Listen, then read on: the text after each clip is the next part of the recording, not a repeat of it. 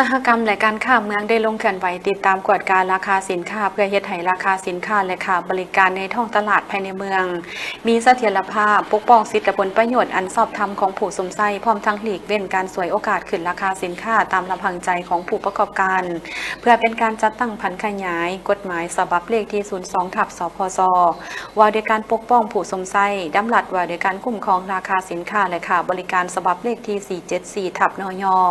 คำแนะนำว่าการจัดตั้งผันขยายมติตกลง19/กมสพและผันขยายนิติกรรมของรัฐบาลในแขนงอุตสาหกรรมและการค้าในวันที่28 มังกร 2026 นี้ท่านสอนณภาสิงห์ขาวเพชรกรรมการผักเมืองหัวหน้าของการอุตสาหกรรมและการค้าเมืองพร้อมด้วยเจ้าหน้าที่การค้าขันเมืองได้ลงเคลื่อนไหวติดตามกวดการราคาสินค้าและค่าบริการโดยเฉพาะสินค้าที่กระทบไว้ต่อชีวิตการเป็นอยู่ของประชาชนเช่นสิ้นวัวสิ้นหมูประเภทพืชผักต่างๆรวมทั้งสินค้าอุปโภคบริโภคและสินค้าทั่วไปให้เป็นปกติบ่ให้มีการสวยโอกาสขึ้นราคาสินค้าตามลำพังใจโอกาสนี้ทางหัวหน้าของการอุตสาหกรรมและการค้าเมืองก็ยังได้ระดมและสุกยู่ผู้ประกอบการเข้าใจต่อแนวทางนโยบายก็คือกฎระเบียบการที่ภาครัฐวางออกในแต่ละระยะเฉพาะกระแม่นตามดำรัส474/นย.และตามระเบียบการที่เกี่ยวข้องเป็นต้นการติดสลากสินค้าเป็นภาษาลาวการติดราคาสินค้าการติดประกาศหรือโฆษณาราคาสินค้าและค่าบริการเป็นเงินกีบพร้อมทั้งสุกยู่ให้บรรดาผู้ประกอบการในการสนองสินค้าให้เพียงพอกับความต้องการของสังคมเพื่อหลีกเว้นการสวยโอกาสปรับราคาสินค้าที่บ่สมเหตุสมผลการนำเมืองส้นนับบุรีนำโดยท่านไสยเดชผุยยวงศ์กรรมการผักแขวงเลขาผักเมืองพร้อมคณะได้ลงติดตามสุกยู่การก่อสร้างทางเบตงเสริมเหล็กของอำนาจการปกครองและพ่อแม่ประชาชนบ้านนาหนองผำท่านวันโนศรีหาลาดในบ้านนาหนองผำรายงานเกี่ยวกับการก่อสร้างว่าการก่อสร้างเริ่มแต่วันที่28 พฤศจิกายน 2025ปัจจุบันสามารถลงมือสร้างทางเบตงเส้นที่1ของบ้านมีความยาวทั้งหมด374 เมตรก่อสร้าง223 เมตรกว้าง5 เมตรมูลค่าการก่อสร้างในขั้นเบื้องต้นจำนวน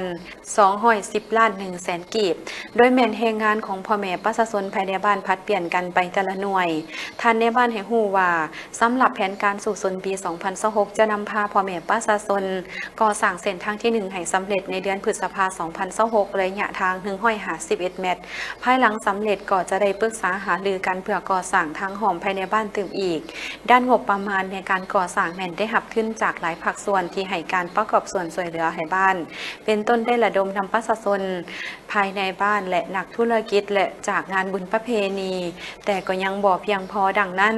ทางอำนาจการปกครองบ้านจึงเรียกร้องมายังทุกภาคส่วนทั่วสังคมอยู่ภายในและต่างประเทศให้การช่วยเหลือประกอบส่วนพื้นฮอนวัตถุเพื่อนำใส่เขาในการก่อสร้างการลงติดตามกวดกาครั้งนี้ท่านเลขาผักเมืองก่อแสดงความย่องยอสมเชย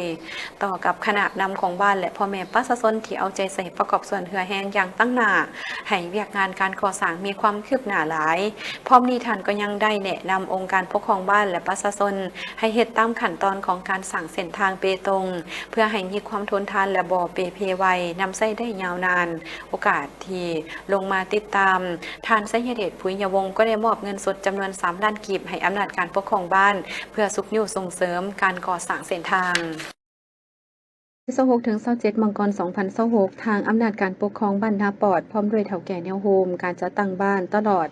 ชาวบ้านนาปอดพร้อมด้วยชาวพุทธทั้งหลายได้พร้อมพากันจัดบุญเฉลิมฉลองจารึกกกขามเปี้ย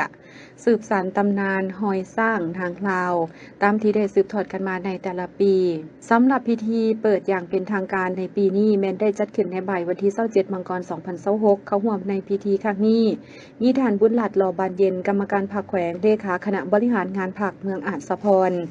มีการจัดตั้งบ้านนาปอดในโอกาสนี้ท่านบุญเรืองสุวรรณสิงห์คณะบ้านนาปอดก็ได้กล่าวรายงานการกระเกียมความพร้อมด้านต่างๆของการจัดงานครั้งนี้จากนั้นท่านปุลนาคหมื่นประจิตซึ่งตั้งหน้าให้การนำบ้านกล่าวเปิดงานซึ่งบางตอนกล่าวว่าทางหวนขึ้นประวัติศาสตร์ที่คนขั้วเฮียบเมียงโดยท่านปริญญาเอกคำเผยพันธจรท่านสุนันท์โพธิราชพร้อมด้วยอำนาจการปกครองเฒ่าแก่แนวโฮมของบ้านนาปอดในปีคริสตศักราช 2015 ซึ่งในย่านนั้นบ้านนาปอดขึ้นกับเมืองวังอ่างคำในสมัยก่อนหรือเมืองวิระบุรีในปัจจุบันย้อนว่ากกขามเปียแม่นมรดกที่เกี่ยวข้องกับสร้างเผือกงานนินเกี่ยวกอดของนางลาว หรือนางคำเผ่าอย่างแท้จริงตามประวัติศาสตร์ยังยืนว่าปี 1814 พุทธศักราช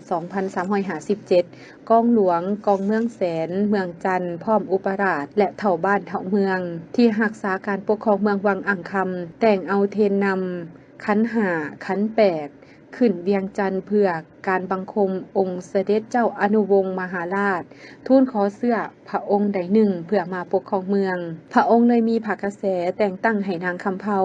มเหสีองค์ที่6ของเพิ่นพร้อมด้วยเครื่องบรรณาการต่างๆและสร้างเผือกงานินเกี้ยวกอดเพื่อลงมาปกครองเมืองวังอ่างคำเมื่อนางคำเภาได้มาปกครองเมืองแล้วเลยได้ปรึกษากับเสนาอามาตย์เถ่าบ้านเถ่าเมืองเพื่อเดินสำรวจขอบเขตเมืองในปี 1818 หรือพุทธศักราช 2361 ภายหลังตกลงกันแล้วก็ออกเดินทางในมือเดือน 3 ออกใหม่ 3 คำจนฮอดมือเดือน 3 ออกใหม่ 9 คำจึงเดินทางมาฮอดถงนาบ้านนาปอดสร้างจึงได้มาดึงกินใบหมากขามแล้วเหยียบจนเปี้ยจึงเอิ้นว่าทงนาขามเปี้ยในปัจจุบันฉะนั้นในเดือน 3 ออกใหม่ 9 คำนับแต่ปีคศ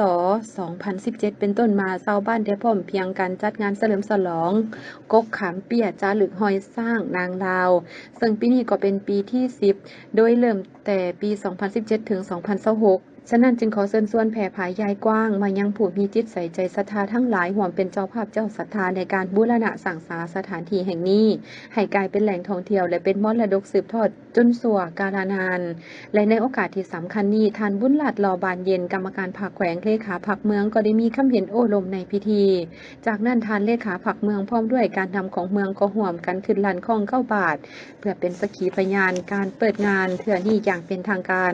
และการนำของเมืองพร้อมด้วยแขกที่เขาร่วมงานและเจ้าภาพเจ้าศรัทธาทั้งหลายร่วมกันแห่หอพระศาสตร์ผึ่งและต้นกาละผึกย่างอ้อมโพนกกขามเปียจำนวน3 หอบตามหีดคองที่ได้ปฏิบัติกันมาในเวลาต่อมาก็ได้รับชมการแสดงศิลปะวรรณคดีบทฟ้อนจากหน่วยศิลปะของภาคส่วนต่างๆอย่างคึกคืนม่วนซื่นซึ่งรวมมีรายการแสดงบทฟ้อนจากน้องน้อยนักเรียนประถมหน้าปอดจำนวน2 บทรายการแสดงจากน้องนักเรียนมัธยมสมบูรณ์หน้าปอด2 บทและจากหน่วยสหพันธ์แม่ยิงบ้านหนองโกมนครไกรสอนพรหมวิหารจำนวน2 บท